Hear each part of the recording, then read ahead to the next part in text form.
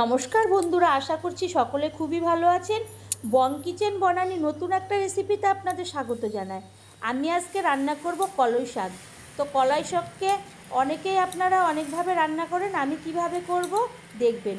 প্রথমে শাকগুলোকে আমি বেছে নিয়েছি। কলাই শাকে বেশিরভাগ ঘাসের মতো থাকে, মাথাগুলোকে নিয়ে আর নিয়েছি পেঁয়াজ, রসুন, কাঁচা লঙ্কা, কালো জিরা, শুকনো লঙ্কা।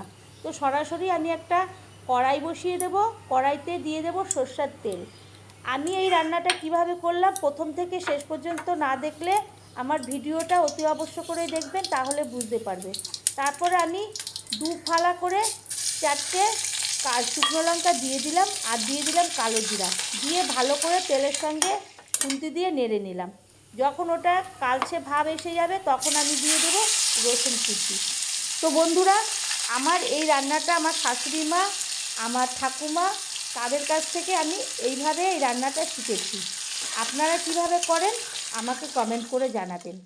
আর আমার চ্যানেলটি যদি এখনও সাবস্ক্রাইব না করেন তো please subscribe, like, share, comment করবেন, পাশে থাকবেন, সাথে থাকবেন। এরপরে আমি দিয়ে দিলাম পেঁয়াজ কুচিগুলো।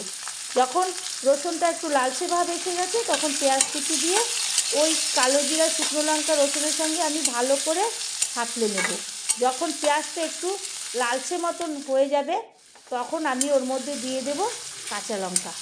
তো বন্ধুরা, আমার পাশে থাকবেন এবং নতুন বন্ধু যারা আমাকে কমেন্ট করছেন তাদেরও আমি ধন্যবাদ জানাচ্ছি, এবং পাশে থাকবেন, সাথে থাকবেন, আমিও আপনাদের সাথে থাকব।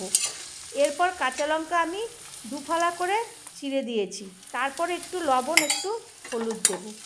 তো অনেকে মিষ্টি দেয়, তা আমি মিষ্টি ব্যবহার করিনি শাকের মধ্যে।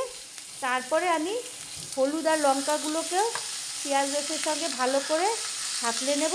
এরপরে আমি ওই কলই শাকটাকে ভালো করে কেটে নিয়েছিলাম।